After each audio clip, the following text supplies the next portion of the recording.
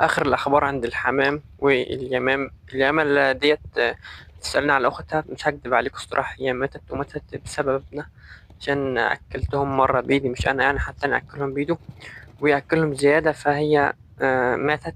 وما انصحش حد إن هو يأكلهم زيادة، وهي بقت تاكل لوحدها شوية. والحامل اللي كان بيجي ويمشي كنت شايفه بيتجوز النهاردة، واللي فوق دي هي النتاية باين وهم كانوا بيتجوزوا النهاردة. وده حمامي اللي عندي الطبيعي خالص، ومش عارف هو لسه بيطير وقصقصت ريشه عشان ما يطيرش ويتعود على المكان أكتر، وهيتعود عليه بإذن الله. بس يا رب ما يمشيش بس، والذكر ده عاجبني شكله، نوعه هيبقى رومي بإذن الله. تقولي في الكومنتات نوعه إيه. سلام.